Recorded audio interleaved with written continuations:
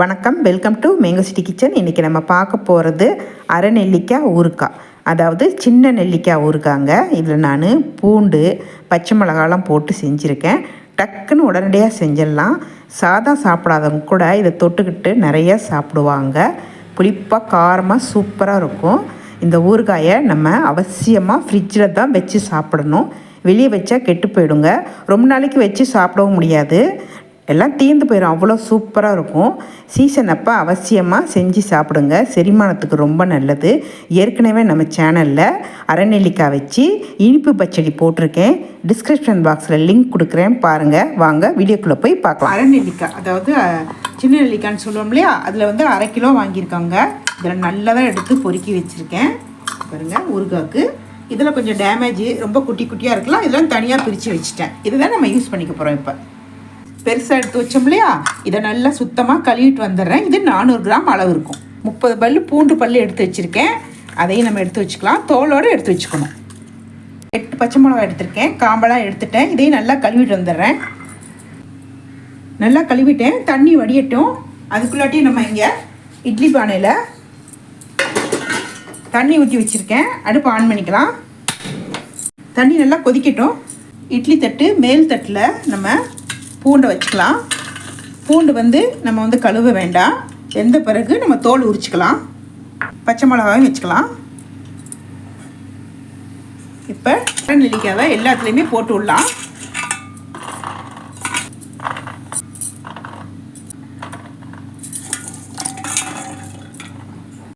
தண்ணி கொதிச்சிருச்சு. அப்படியே நம்ம தட்டை வச்சுக்கலாம். அப்படியே மூடி போட்டு ஒரு 5 நிமிஷம் வேக விட்டு எடுத்துக்கலாம். குட்டி குட்டியாக இருக்கு இல்லைங்களா, இதெல்லாம் எடுத்து வச்சுக்கிட்டிங்கன்னா நம்ம வந்து இனிப்பு போட்டு வெல்லம் போட்டு பச்சடி செஞ்சு சாப்பிட்லாம். சூப்பராக இருக்கும். நான் உங்களுக்கு டிஸ்கிரிப்ஷன் பாக்ஸில் லிங்க் கொடுக்குறேன், பார்த்து செஞ்சு பாருங்கள். எண்டு ஸ்க்ரீன்லையும் போட்டு வைக்கிறேன். இந்த குட்டி புளிப்புக்கு அந்த இனிப்பு போட்டு செய்யும்பொழுது ரொம்ப நல்லாயிருக்கும். இதை நம்ம வேஸ்ட் பண்ண வேண்டாம். தாளிக்கிற கரண்டி வச்சு 1 ஸ்பூன் கடுகு போட்டுக்கலாம். கடுகு நல்லா பொரியுது. அப்படியே நம்ம இடிகளில் போட்டுக்கலாம். வெந்தயம் 1 ஸ்பூன் போட்டுக்கலாம். இதையும் நல்லா ஃப்ரை பண்ணிக்கலாம். தீச்சு விடாமல் ஃப்ரை பண்ணிக்கணும். ஃப்ரை ஆயிடுச்சு. இடிகளிலே போட்டு ரெண்டையும் நல்லா மைய பொடிச்சிட்டு வந்துடுறேன்.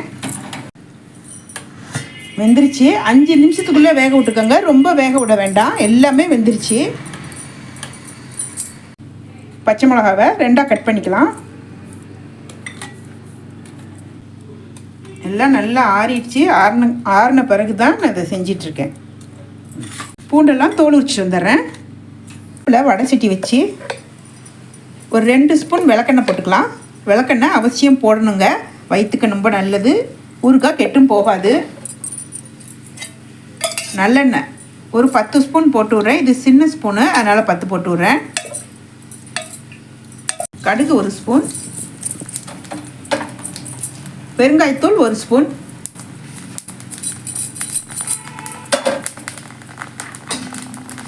கட் பண்ணி வச்சுருக்க பச்சை மிளகா, அரை நெல்லிக்காய் வேக வச்சு வச்சுருக்கோம் இல்லையா, அதை ஆற விட்டு வச்சுருக்கேன். அதை அப்படியே அதில் போட்டுக்கலாம். பூண்டு போட்டுக்கலாம். மிளகாத்தூள் ஒரு 3 ஸ்பூன் போட்டு விட்றேன். மிக்சியில் பொடிச்சு வச்சுருக்கேன். உங்கள் காரத்துக்கு தகுந்த மாதிரி போட்டுக்கோங்க. ஏன்னா பச்சை மிளகா போட்டிருக்கோம், பூண்டு போட்டிருக்கோம், எல்லாம் போட்டிருக்கோம். டேஸ்ட்டு பார்த்து போட்டுக்கோங்க. மிக்சியில் பொடிச்சா தான் நல்லா டேஸ்ட்டாக இருக்கும். அதுதான் பொடிச்சு போட்டிருக்கேன். மஞ்சத்தூள் 1/4 ஸ்பூன், கல் உப்பு மிக்சியில் பொடிச்சு வச்சுருக்கேன். தேவைக்கேற்ப போட்டுக்கலாம். எல்லாத்தையும் நல்லா கலந்து விட்டுக்கலாம். அடுப்பு சிம்மில் தான் வச்சுருக்கேன். இப்போ காரம் டேஸ்ட் பண்ணேங்க, பத்தலை, அதனால் எனக்கு கொஞ்சம் போட்டு விட்றேன். நீங்களும் இது போல் டேஸ்ட் பண்ணி பார்த்துக்குங்க. நல்லா கிளறி விட்டுக்கலாம். நல்லாயிருக்கும். புளிப்பு, இந்த காரம் செம்மையாக இருக்கும். இடித்த பொடியை போட்டுக்கலாம். கடுகு வெந்தயம் நம்ம பொடிச்சு வச்சுருந்தோம் இல்லையா, அதை போட்டுக்கலாம். இப்போ நல்லா கிளறிப்போம். நெல்லிக்காய் அளவு புளி எடுத்து கரைச்சி வச்சுருக்கேன். நல்லா திக்காக கரைச்சி வச்சுக்கோங்க, ரொம்ப தண்ணி ஊற்றாமல். இதையும் நம்ம போட்டுக்கலாம். புளி போடும்போது நல்ல டேஸ்ட்டாக இருக்கும். இந்த புளியுடைய புளிப்பு நெல்லிக்காய்க்கு ஒரு புளிப்பு இருக்கு இல்லைங்களா, அதெல்லாம் சேர்ந்து ரொம்ப சூப்பராக இருக்கும். நல்லா கிளறி விட்டுக்குவோம். பச்சை வாசனை போக நல்லா ஒரு கொதி வரட்டும். புளி ஊற்றின பிறகு நல்லா ஒரு கொதி வந்துருச்சு. நல்லா கிளறி விட்டுக்குவோம். எல்லாம் ஒன்று சேர வரட்டும். கடைசியாக கொஞ்சம் நல்லெண்ணெய் போட்டு விட்றேன். ஊறுகாய்க்கெல்லாம் எண்ணெய் கூட போட்டால் தான் நல்லாயிருக்கும். நல்லா கிளறி விட்டுக்குவோம். நல்லா எண்ணெய் பிரிஞ்சு ரெடி ஆகிடுச்சு பாருங்கள். நான் சிம்மில் தான் வச்சு கிண்டிகிட்டு இருக்கேன். ஹையில் வைக்கக்கூடாது. நம்ம புளி ஊற்றின பிறகு ஒரு கொதி வந்த பிறகு ஹையில் வைக்காமல் கொஞ்சம் சிம்மில் வச்சுக்கோங்க. சிம்மில் வச்சு கிண்டினீங்கன்னா எண்ணெய் ஊற்றி நல்லா எண்ணெய் பிரிஞ்சு வரும். நல்லா ஒன்று கூடி ரெடி ஆகிடுச்சு. அரை நெல்லிக்காய் ஊறுகாய் ரெடி ஆகிடுச்சு. சர்விங் பவுலில் எடுத்து வச்சுக்கலாம். நல்லா ஆற விட்டு கண்ணாடி பாட்டிலில் எடுத்து வச்சுக்கோங்க. அவசியமாக ஃப்ரிட்ஜில் தான் நம்ம இதை வைக்கணும், வெளியே வைக்கக்கூடாது.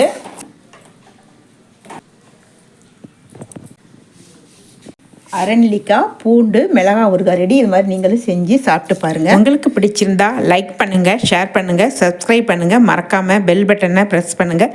நன்றி, வணக்கம்.